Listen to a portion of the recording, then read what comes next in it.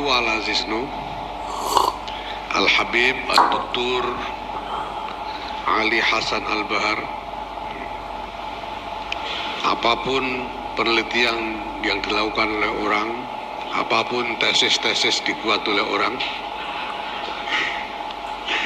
walau aftal muftun, saya tetap berhusnuzon bahwa beliau Habib Ali ini adalah min dzurriyyati Rasulillah sallallahu alaihi wasallam.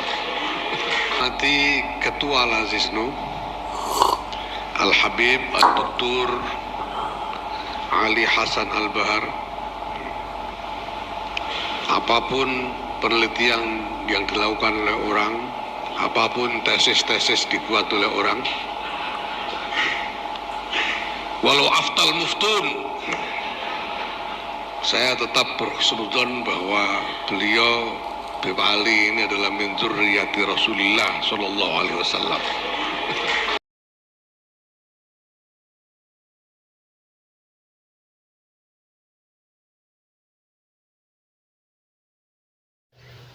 Assalamualaikum warahmatullahi wabarakatuh. Sahabat Konsep Kehidupan Channel, selamat berjumpa kembali dan mudah-mudahan tentunya kita sehat walafiat dan selalu mendapat lindungan Allah Subhanahu wa taala. Amin ya rabbal alamin. Sahabat Konsep Kehidupan Channel di mana saja berada, bahwa di depan tadi telah kita saksikan dan kita dengar pernyataan bodoh dari seorang ketua PBNU. Ya. Jadi mengapa saya katakan bodoh? Bodoh karena tidak mengkaji hal-hal yang perlu dikaji, tidak mendengar hal-hal yang perlu didengar, dan tidak membaca apa yang perlu dibaca. Jadi itu disebut pernyataan bodoh yang didapat dari hatinya. Kalau hatinya baik, ya baik. Kalau hatinya tidak baik, ya itulah hasilnya seperti itu. Yang menyatakan bahwa Ba'alawi tetap husnuzon. Apapun tesisnya. Warga Indonesia ini udah pintar-pintar. Kenapa masih punya ketua PBNU yang sebodoh itu? Kenapa dibiarkan saja punya ketua PBNU yang bodoh memimpin kita? Ketua PBNU itu bukan definitif, bukan ketentuan, bukan pangkat dari Allah berdasarkan hasil muktamar.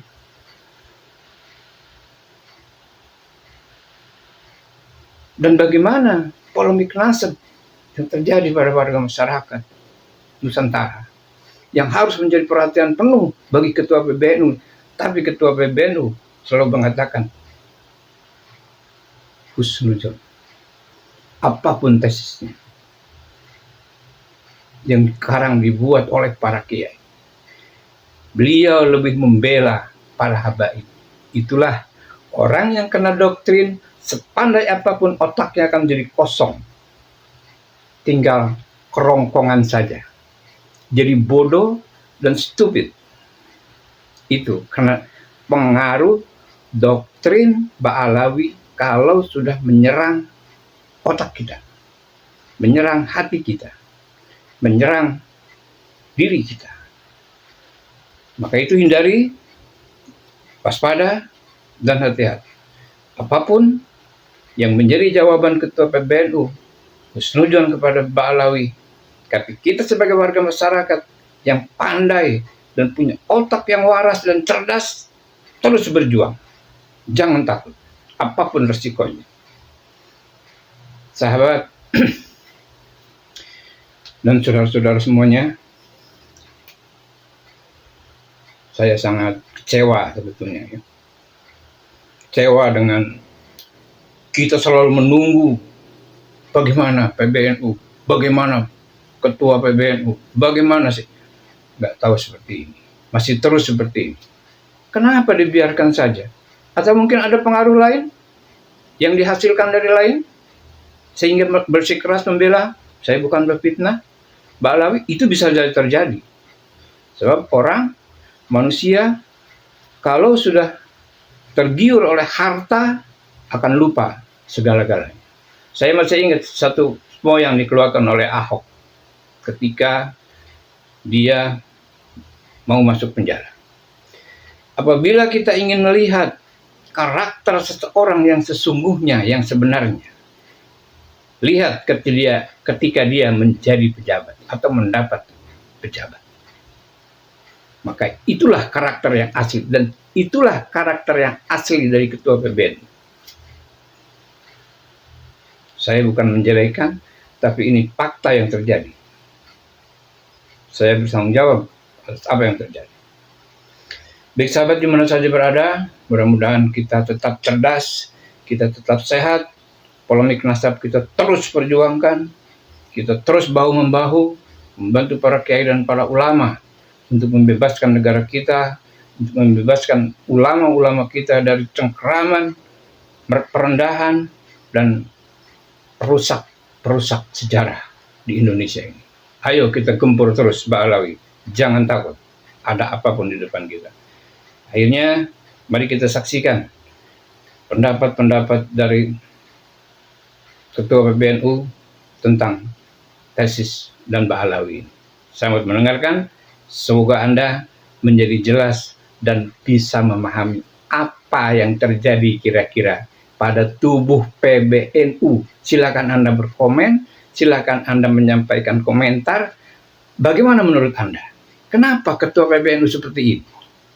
Apa dia kurang cerdas? Apa dia kena doktrin? Apa dia memang bodoh? Itu bisa saja. Kenapa? Manusia kok terbatas. Hanya Allah yang lebih dari segala-galanya. Baik sahabat, terima kasih. Mohon maaf apabila ada kesalahan, dan mohon maaf apabila tidak sepaham. Silakan berkomentar, dan semoga bermanfaat. Terima kasih. Selamat menyaksikan. Seorang kiai cerita ke saya, katanya ada orang datang ke saya, dia bilang katanya saya ini termasuk zuriyah Kanjeng Nabi dari silsilah yang ke-39 atau berapa. Terus saya bilang ada, mungkin nggak percaya saya. Enggak, ini saya punya catatannya, itu ngarang itu pasti, tidak mungkin dah. Terus saya tanya, kenapa kok sampean kan lumayan kalau sampean diakui sebagai zuriyah Kanjeng Nabi, saya bilang. Lumayan gimana, rugi saya. Rugi gimana? Loh kalau saya zuriyah saya tidak boleh terima zakat, dan repot saya. Yang saya hormati Ketua Lazisnu Al-Habib Ad-Duktur Ali Hasan Al-Bahar.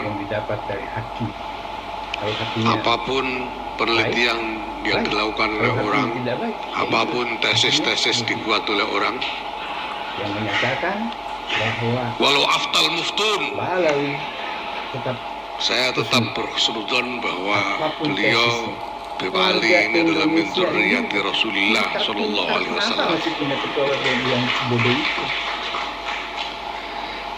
Dan itu memang salah satu alasan saya meminta beliau menjadi ketua Lazisnu ini,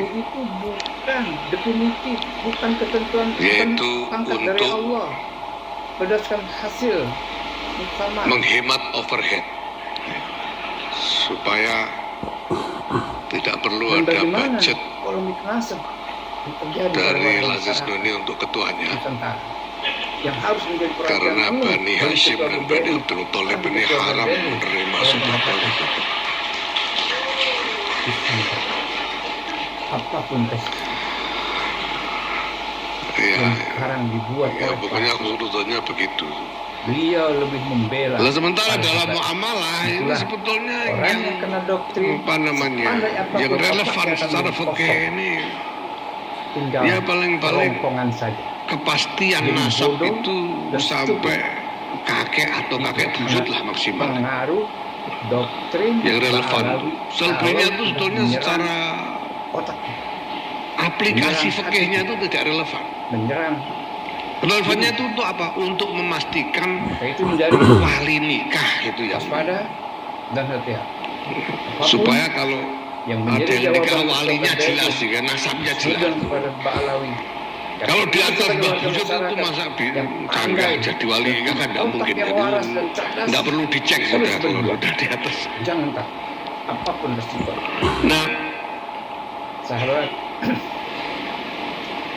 dan jadi saudara semuanya, alasan saya yang lain, saya meminta saya sangat kembali untuk menjadi ketua Lazis Kecewa ini dengan- karena saya tahu bahwa kita selalu menunggu sudah agak cukup Bagaimana lama, PBNU? bertahun-tahun sebetulnya Bib Ketua Ali ini PBNU? berfungsi Bagaimana? sebagai nggak tahu masih terus diplomat begitu. swasta. Kenapa dibiarkan saja? Atau mungkin ada pengaruh lain yang Jadi, dihasilkan dari lain? Nggak ada yang Sehingga nyuruh, nggak ada yang bersikeras gaji, membela, dia saya bukan berfitnah. praktek Bahkan diplomat itu bisa sendirian jadi gitu aja, terjadi. itu bertahun-tahun begitu. Orang manusia